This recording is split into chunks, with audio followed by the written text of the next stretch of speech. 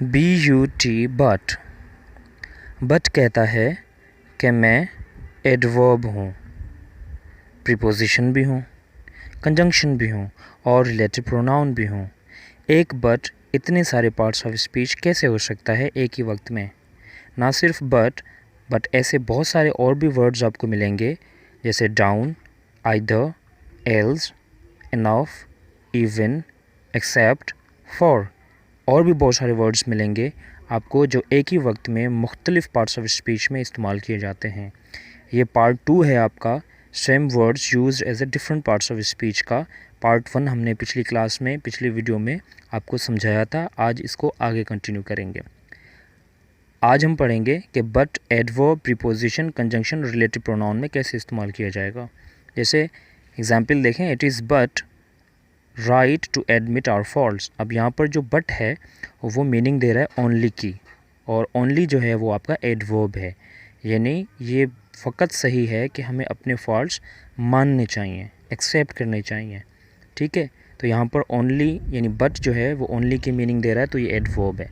दूसरा, प्रीपोजिशन में कैसे इस्तेमाल होगा, none but he deserves the best. अब यहाँ पर जो बट है वो मीनिंग दे रहा है एक्सेप्ट की, यानी कोई भी नहीं, वो जो है बेहतरीन को डिज़र्व करता है।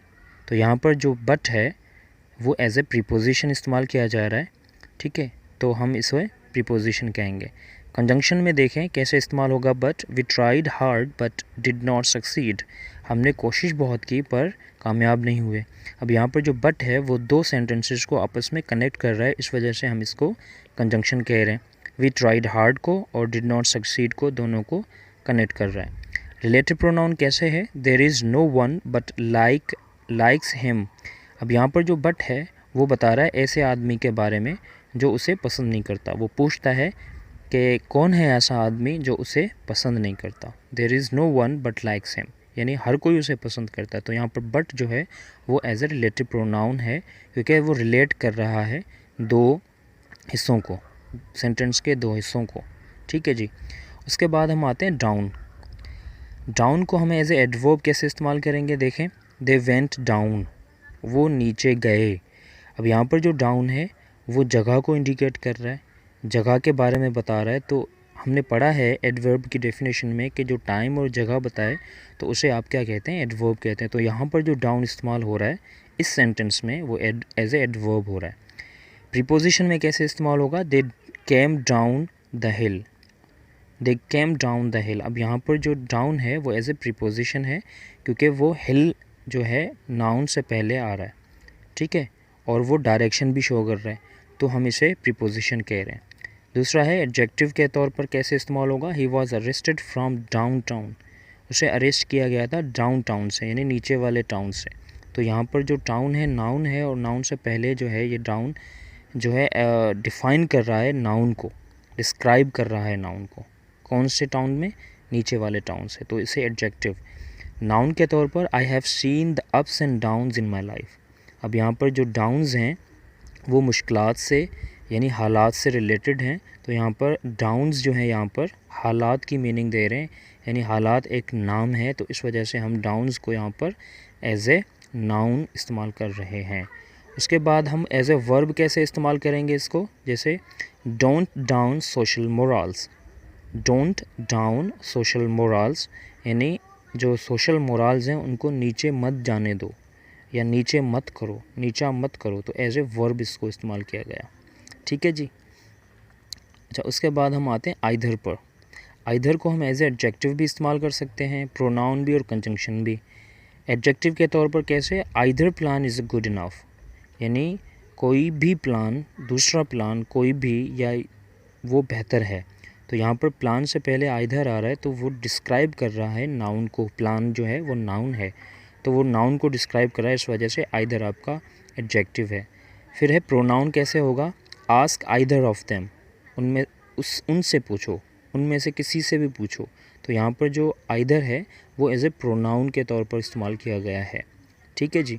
उसके बाद एज ए कंजंक्शन कैसे इस्तेमाल करेंगे, ही मस्ट आइदर वर्क और स्टार्व, उसको या तो काम करना चाहिए या फिर वो भूखा मरे।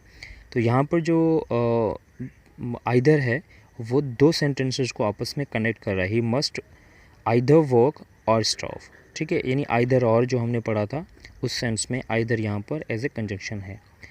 अब हम आते हैं एल्स पर। एल्स को हम एडजेक्टिव के तौर पर कैसे इस्तेमाल करेंगे, जैसे someone else is waiting for you, कोई दूसरा जो है आपका इंतज़ार कर रहा है। कौन? कोई दूसरा। तो यहाँ पर किसी को या कोई दूसरे को जो एल्स है वो डिस्क्राइब कर रहा है, तो यहाँ पर एल्स जो है वो एडजेक्टिव है, ठीक है ना, समवन को डिस्क्राइब कर रहा है। दूसरा है एडवर्ब में कैसे इस्तेमाल करेंगे, we should look somewhere else, हम किसी दूसरी जगह देखें। तो एल्स यहाँ पर जगह को इंडिकेट कर रहा है, तो इस वजह से हम इसको कहेंगे एल्स को, यहाँ पर एडवर्ब है ये। उसके बाद है conjunction, hurry up else you will miss the train. अब यहाँ पर कंजंक्शन यानी दो सेंटेंसेस को आपस में मिला रहा है, कनेक्ट कर रहा है, जैसे हरी अप को और you will miss the train को, दोनों को मिला रहा कौन है, एल्स मिला रहा है, तो यहाँ पर हम इसको एज ए कंजंक्शन इस्तेमाल कर रहे हैं। अच्छा जी, उसके बाद हम आते हैं इनफ पर। इनफ आपका एडजेक्टिव भी है, एडवर्ब भी है और नाउन भी है। अब जैसे एडजेक्टिव है तो वो कैसे इस्तेमाल होगा, there is enough time still, ठीक है, यहाँ पर अभी भी काफ़ी टाइम है, तो टाइम आपका नाउन है और नाउन को ये डिस्क्राइब कर रहा है, इनफ डिस्क्राइब कर रहा है, ठीक है, तो हम इसे इनफ को एडजेक्टिव के तौर पर इस्तेमाल कर रहे हैं। दूसरा है एडवर्ब के तौर पर कैसे इस्तेमाल करेंगे, जैसे you know me well enough. अब जो वेल है वो आपका खुद एडवर्ब है और उसको उसकी इंटेंसिटी शो करने के लिए हम इनफ को इस्तेमाल कर रहे हैं, तो इनफ खुद जो है वो भी एडवर्ब ही है, ठीक है जी। अच्छा, उसके बाद हम नाउन के तौर पर कैसे इस्तेमाल करेंगे, you have had enough of this, यानी आपने इसका काफ़ी हिस्सा या काफ़ी जो है ले लिया है, ठीक है, तो यहाँ पर जो काफ़ी है वो एज ए नाउन के तौर पर इस्तेमाल किया जा रहा है, ठीक है जी। उसके बाद हम आते हैं एक्सेप्ट पर। एक्सेप्ट एज ए वर्ब भी इस्तेमाल होता है, प्रीपोजिशन भी होता है और कंजंक्शन भी होता है। वर्ब में कैसे होगा, वी एक्सेप्टेड एंड्रयू, यानी हमने एंड्रयू को अलग किया, ब्लेम्ड अदर्स, बाकियों को हमने ब्लेम किया। तो यहाँ पर एक्सेप्टेड का मतलब है अलग करना, उसके अलावा करना, किसी चीज़ को अलग करना, सेपरेट करना, ठीक है, तो एज ए वर्ब इस्तेमाल किया। प्रीपोजिशन में कैसे इस्तेमाल करेंगे, all were happy accept him, कि बाकी इसके अलावा सारे खुश थे, तो यहाँ पर एक्सेप्ट जो है वो एज ए प्रीपोजिशन के तौर पर इस्तेमाल हो रहा है, वो प्रोनाउन से पहले यानी हिम से पहले इस्तेमाल किया जा रहा है, तो ये आपका प्रीपोजिशन है। कंजंक्शन के तौर पर कैसे इस्तेमाल करेंगे एक्सेप्ट को, I will not let you go except you apologise, जब तक तुम माफ़ी नहीं मांगोगे मैं तुम्हें उसके अलावा जाने नहीं दूंगा। तो यहाँ पर एक्सेप्ट जो है दो हिस्सों को या दो सेंटेंसेस को, यू अपोलोजाइज़ को और आई विल नॉट लेट यू गो को आपस में मिलाने का काम कर रहा है, तो ये कंजंक्शन है। उसके बाद ये हम आते हैं फॉर पर। फॉर आपका प्रीपोजिशन भी है और कंजंक्शन भी है। अब फॉर को एज ए प्रीपोजिशन अगर हम इस्तेमाल करें तो कैसे होगा, I will do it for you, मैं ये तुम्हारे लिए करूँगा। तो यहाँ पर जो फॉर है वो एज ए प्रीपोजिशन इस्तेमाल किया गया है, क्योंकि वो प्रोनाउन से पहले, यू से पहले इस्तेमाल किया जा रहा है, तो ये आपका क्या हुआ, प्रीपोजिशन।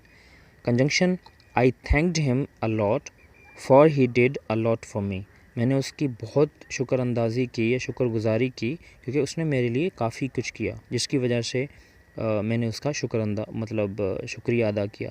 तो यहाँ पर जो फॉर है वो दो सेंटेंसेस को आपस में कनेक्ट कर रहा है, तो हमने इसको कंजंक्शन का नाम दिया। उसके बाद आते हैं जी लेस पर। लेस जो है वो एडजेक्टिव के तौर पर कैसे इस्तेमाल होगा, जैसे दे आर, यहाँ पर मैंने ही लिखा है बाय मिस्टेक है, ये है they are playing less attention, sorry paying less attention, वो जो है कम अटेंशन यानी ध्यान दे रहे हैं। तो यहाँ पर लेस जो है वो अटेंशन यानी नाउन को डिस्क्राइब कर रहा है, तो इस वजह से लेस आपका एज ए एडजेक्टिव है। एडवर्ब कैसे होगा, India's population is less than that of China, यानी इंडिया की जो पॉपुलेशन है वो कम है चाइना की पॉपुलेशन से। तो यहाँ पर जो लेस है वो एज ए एडवर्ब, क्योंकि यहाँ पर उसका नंबर या उसकी क्वांटिटी जो है वो शो कर रहा है, तो लेस यहाँ पर आपका एडवर्ब है। उसके बाद है noun, I won't accept less, यानी मैं कम जो है एक्सेप्ट नहीं करूँगा। अब कम क्या, वो कोई भी चीज़ है उसके बारे में काम बता रहा है कि मैं कोई भी चीज़ जो है वो कम नहीं लूँगा, ठीक है, तो वहाँ पर लेस एज ए नाउन इस्तेमाल किया गया। उसके बाद ये हम आते हैं मोर पर। मोर को हम एज ए एडजेक्टिव कैसे इस्तेमाल करेंगे, दे वांट मोर मैन, उनको और भी ज़्यादा आदमी चाहिए। तो यहाँ पर जो मोर है वो एज ए एडजेक्टिव है, क्योंकि मैन जो है वो नाउन है, कॉमन नाउन है तो उससे पहले डिस्क्राइब कर रहा है उनको, मोर मैन, तो यहाँ पर मोर आपका एडजेक्टिव है। प्रोनाउन कैसे इस्तेमाल होगा, more of children die of malaria, यानी तकरीबन जो चिल्ड्रन है, ज़्यादा बच्चे जो हैं वो मलेरिया से मरते हैं। तो यहाँ पर मोर जो है वो आपका एज ए प्रोनाउन है, ठीक है। अच्छा, उसके बाद है adverb, you should work more and talk less, यानी तुम्हें काम ज़्यादा करना चाहिए और बातें कम करनी चाहिए। तो यहाँ पर जो वर्क मोर है यानी वर्ब के बारे में बता रहा है, तो वर्ब के बारे में कौन बताता है, आपका एडवर्ब बताता है, ठीक है। तो मोर यहाँ पर वर्क के बारे में बता रहा है ना, तो यहाँ पर वर्क जो है वो वर्ब है, तो इसे हम मोर को एडवर्ब कहेंगे। उसके बाद आते हैं नो पर। नो कहाँ पर आप इस्तेमाल कर सकते हैं, एज ए एडजेक्टिव भी इस्तेमाल कर सकते हैं इसको, जैसे इट इज़ नो जोक, ये कोई मजाक नहीं है। नो जोक, जोक जो है आपका नाउन है और नाउन से पहले नो आ रहा है, ठीक है, तो वहाँ पर आपको एज ए एडजेक्टिव इस्तेमाल किया जा रहा है क्योंकि जोक को डिस्क्राइब कर रहा है। Adverb, he is no more with us, वो अब हमारे साथ नहीं है, तो यहाँ पर जो नो है ये आपका एडवर्ब है। उसके बाद नाउन के तौर पर कैसे इस्तेमाल किया जाएगा, नाउन के तौर पर I will not listen no, मैं ना नहीं सुनूंगा, और ना जो है ख़ुद एक नाउन है, ठीक है, तो इस वजह से हम इसको नो को एज ए नाउन भी इस्तेमाल कर सकते हैं। अच्छा, उसके बाद आते हैं टिल। टिल प्रीपोजिशन में कैसे इस्तेमाल होता है देखिएगा, never put off till tomorrow what can you do today, ये एक प्रोवर्ब भी है कि आज का काम जो है कल तक ना छोड़ो। तो यहाँ पर जो है टिल है वो एज ए प्रीपोजिशन इस्तेमाल किया जा रहा है क्योंकि वो टाइम को और टुमारो से पहले आ रहा है, ठीक है जी।